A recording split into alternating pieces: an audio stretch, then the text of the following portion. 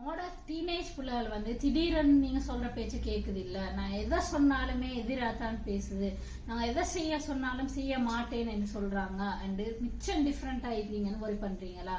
ஏன் இப்படி ஒரு மாற்றம் வந்துச்சு? சின்னதா இருக்கிற நேரம் நான் சொல்றது எல்லாமே செய்வாங்க, நல்ல பிள்ளையா இருந்தாங்க.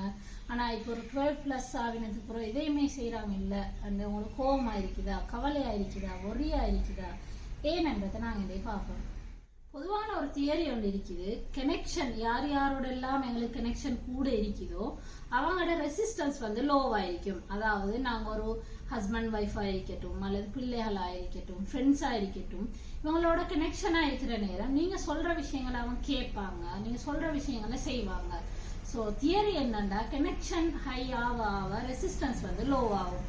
அதே மாதிரி கனெக்ஷன் லோ ஆகிற நேரம் எல்லாம் ரெசிஸ்டன்ஸ் வந்து ஹை ஆகும் என்றதுதான் நார்மல் தியரி.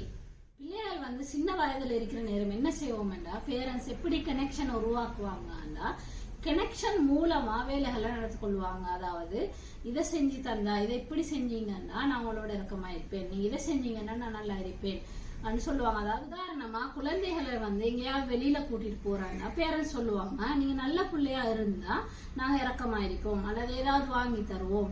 அதாவது அந்த இறக்கம் கனெக்ஷன் என்ற விஷயத்தை ஏதாவது உன்னோட கனெக்ட் பண்ணி இதை செஞ்சா தான் உங்களோட கனெக்ட் ஆகுவேன் என்ற மாதிரி பேரண்ட்ஸ் என்ன செய்யறதுன்னா கனெக்ஷனை வந்து கண்டிஷனுக்குள்ளால கொண்டு போறது. இன்னொரு அதனால அந்த பேரண்ட்ஸுக்கும் சில்ட்ரன்ஸுக்குமான கனெக்ஷன் நல்லா குறைஞ்சு போயிடும் அந்த யங் ஏஜ்ல. அவங்க வளர்ந்து வளர்ந்து கொஞ்சம் வார நேரம் இது நிறைய ரப்சர்ஸ் வரும். எல்லாமே தாயோ தந்தையோ எனக்கு இறக்கம் தாரனா நான் ஏதாவது செய்யணும் என்ற ஃபீலிங் குழந்தைகள்கிட்ட இருந்துட்டே இருக்கும்.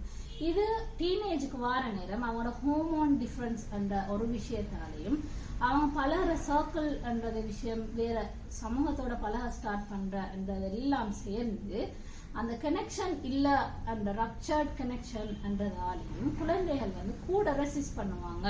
ஏன்னா கனெக்ஷன் ஒரு லாங் பீரியட் வந்து லோவாகி கொண்டே போய் கனெக்ஷன் நாங்க சொன்னோம் அந்த தியரி படி கனெக்ஷன் லோவாகிற நேரம் ரெசிஸ்டன்ஸ் கூடும்.